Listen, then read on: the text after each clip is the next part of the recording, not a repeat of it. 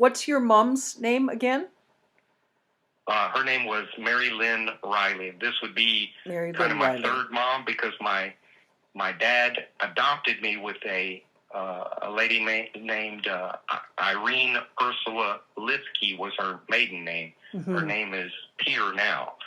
But those two adopted me. He got divorced from Irene in 79 or 80 and almost immediately married Lynn.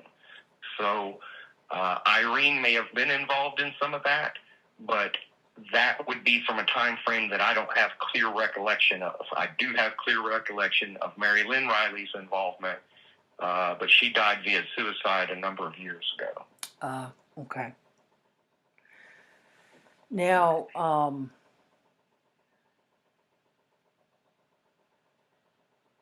what are you most comfortable to talk about next? I mean, well, let me ask some more questions in terms of the... Now, you told me about Trump and about Biggs and about Jordan. I feel like that's important to discuss in details. And let me ask you a question. Do you think it's more helpful for you to talk about what you remember first, when you were first trafficked, the circumstances, individuals involved, or do you want to talk about some of the incidents that we spoke about a bit by email already? What do you think is most helpful for you? Fill in whatever gaps in that I can. I have spoken to you about most of what I remember clearly, but I can give you some of the details with those three, and that's why I am willing to talk about them. You know, There's no.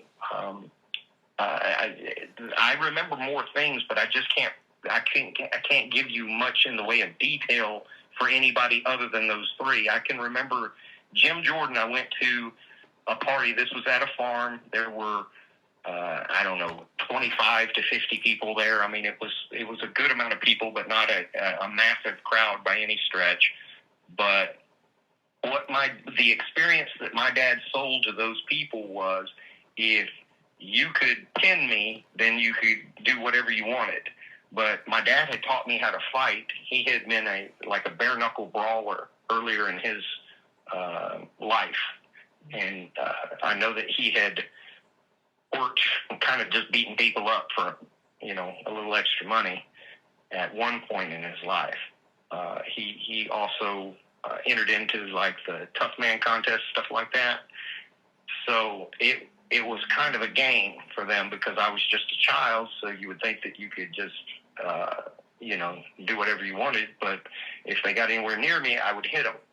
And by the time that Jim Jordan assaulted me, I was old enough that those adults, most of them not being athletic in any way, these are people that, they're not fighters by any stretch. Mm-hmm.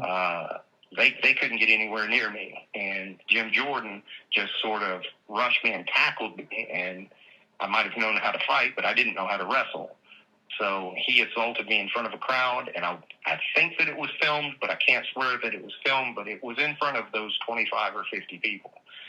And how old were you? That's why I remembered. I was around 12. 12. When that happened. And of those 25, 50 people... go ahead. The reason that I remember Jim Jordan is, first, he stood out because he wasn't that much. He's only 7 or 8 years older than me. So at the time frame that I'm at 12, he is right around just graduating high school, maybe first year or two of college, right? So him being so much younger stood out. And then I remembered his jawline. He has a very pronounced jawline. I remembered his voice, and his mannerisms haven't changed throughout his life either. So when I really started, as soon as Trump went down that escalator and said he was running for president, I got involved in politics. I started watching it. I started watching who supported him and everything like that. And I remembered Jim Jordan just from watching him on the floor of Congress, speaking to the different people that, go up there and testify.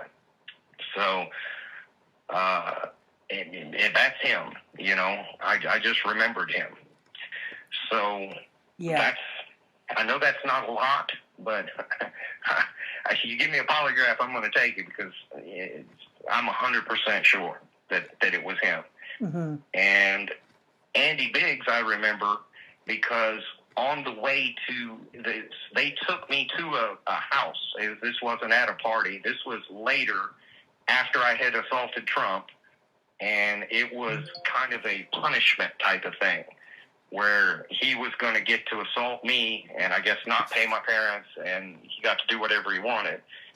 And I can remember telling me I wasn't allowed to fight back or they'd kill me, and all of this. But they must have said his name 50 times in the car.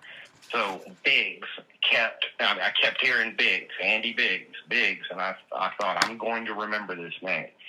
And after he assaulted me, I don't even remember the assault necessarily, but I remember being in the car afterwards and being like really nauseous, sick to my stomach. I was seeing spots, and I mean, the guy beat me until I had broken ribs and was convulsing, turning blue and stuff like that. And the only part of that assault that I can remember is laying on the floor of the room trying to breathe, and I could hear Andy and my dad screaming back and forth at each other. And I can remember Andy Biggs saying, "You said I could do whatever I wanted." My dad saying, "I didn't say you could fucking kill him." And I think they may have actually thrown blows over it, but there was a heated argument and everything going on for an extended period of time. And then I can remember being in the car, leaving, and just having my eyes closed because my head was spinning and everything, and I was just trying to breathe, just in and out, Mm-hmm. So that's why I remember him so clearly. I have had more than one encounter with Trump, and that's why I tried to kill that son of a bitch, because he is a fucking monster. It's why I have not shut up about just how absolutely abhorrent he is as a human being, and that's why I tried to kill him.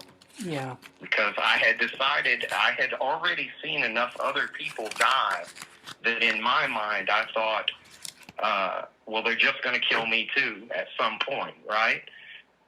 I'm not going to survive to be an adult from this.